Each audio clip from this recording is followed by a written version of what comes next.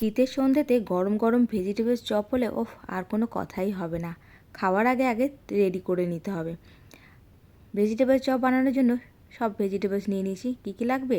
Bit, গাজর, পেঁয়াজ আর নিয়েছি ধনেপাতা। বিট গাজরটা ভালো করে এরকম করে পিল করে নেব আর ছোট ছোট করে কেটে নেব। আমি কিন্তু গ্রেট করছি না, কারণ ভেজিটেবলসগুলো গ্রেট করলে কিন্তু ভেজিটেবলসের যে নিজস্ব স্বাদটা থাকে না, আর ভেজিটেবলস থেকে কিন্তু জল বেরিয়ে যায়। দেখো সব একরকম করে ছোটো ছোটো করে কেটে নিয়েছি। আর শীতকাল মানে তো মটরশুঁটি নেবই।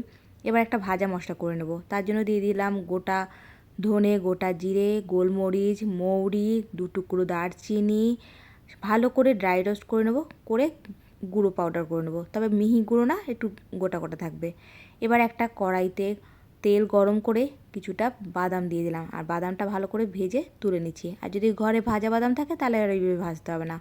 ফোড়নের জন্য দিয়ে দিলাম একটা গোটা শুকনো লঙ্কা, আর দিয়ে দিলাম 5 ফোড়ন। 5 ফোড়ন কিন্তু বেশি সময় ভাজা লাগে না। তারপরে পেঁয়াজ দিয়ে দিলাম, পেঁয়াজটা নাড়াচাড়া করে একটু ভেজে নিলাম। এবার এর মধ্যে দিয়ে দিলাম আদা আর কাঁচা লঙ্কা থেতো করে। আদা আর কাঁচা লঙ্কার কিন্তু পেস্ট দিতে যাবে না, তাহলে কিন্তু স্বাদটা ভালো হবে না। এইভাবে দিলে বেশি ভালো হয়। এবার নাড়াচাড়া করে একটুখানি ভেজে নিয়েছি, দিয়ে দিলাম কেটে রাখা ভেজিটেবলসগুলো। ব্যাস, ভেজিটেবলসগুলো এবার নাড়াচাড়া করে দিয়ে ভালো করে মিশিয়ে নিচ্ছি। এবার এর মধ্যে দিয়ে দেবো স্বাদ মতো লবণ আর হলুদ। আমি কিন্তু কোনো লঙ্কা দিচ্ছি না, কারণ আমার বাড়িতে কেউ বেশি একটা ঝাল খায় না, তাই দিচ্ছি না। তোমরা কিন্তু ঝালটা অবশ্যই দিতে পারো। মটরশুঁটিটা দিয়ে দিলাম। এবার ঢাকা দিয়ে সবজিটা ভালো করে সিদ্ধ করে নেব। সবজিটা খুব ভালো করে সিদ্ধ হয়ে যাওয়ার পরে এবার এর মধ্যে দিয়ে দেবো সিদ্ধ করে রাখা আলু। আলুটা আগের থেকেই সিদ্ধ করা, তাই ঠান্ডা হয়ে গেছে। হাত দিয়ে ভালো করে ম্যাশ করে দিয়ে দিলাম। আলুটা দিয়ে ভালো করে সবজির সঙ্গে মিশিয়ে নিতে হবে। আলুটা কিন্তু অবশ্যই দেবে, তাহলে কিন্তু স্বাদটা অনেক বেশি ভালো হবে। আর মনে হবে যেন দোকান থেকেই নেওয়া হয়েছে। ঘরে যে এত সুন্দর তৈরি করা হবে সেটা বোঝাই যায় না। দিয়ে দিলাম সামান্য একটুখানি চিনি, আর যে ভাজা মশলাটা করে রেখেছিলাম ভাজা মশলাটা দিলাম, আর ভেজে রাখা বাদামটাও দিয়ে দিলাম। দিয়ে ভালো করে মিশিয়ে নিচ্ছি। গ্যাসের ফ্লেমটা কিন্তু মিডিয়ামে রেখে খুব ভালো করে নাড়াচাড়া করে মিশিয়ে নিতে হবে। সবার শেষে দিয়ে দিলাম একটু ধনেপাতা কুচি। ব্যাস, এবার দেব গরম মশলা আর কিছুটা আমচুর পাউডার। যদি আমচুর পাউডার ঘরে না থাকে, একটু লেবুর রস ছড়িয়ে দিলেও কিন্তু হবে।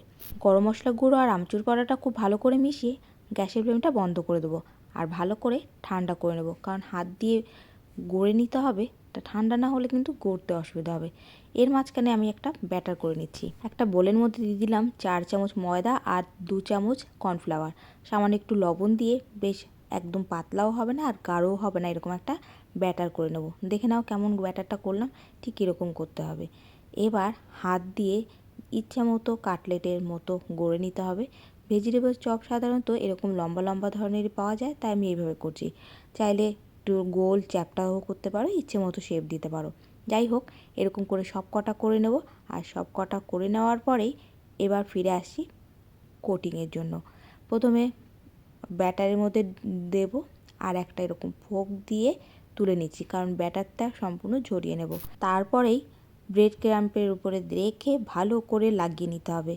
রেডি হয়ে গেল কিন্তু 90% কাজ আমার পুরোই রেডি।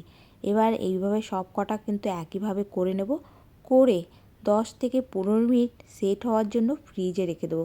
বাইরেও রেখে দিতে পারো, কোনো অসুবিধা নেই। তবে এইভাবে বানিয়ে স্টোরও করতে পারো। প্রায় 15 থেকে 20 দিন কিন্তু এভাবে ডিপ ফ্রিজে স্টোর করা যায়।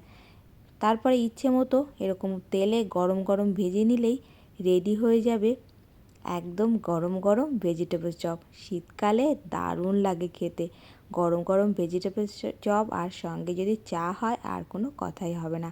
বাড়িতে যদি কোনো লোক আসে, ফ্রিজে থাকলে এরকম বের করেও কিন্তু ভেজে দিতে পারবেন। কেমন লাগলো জানা।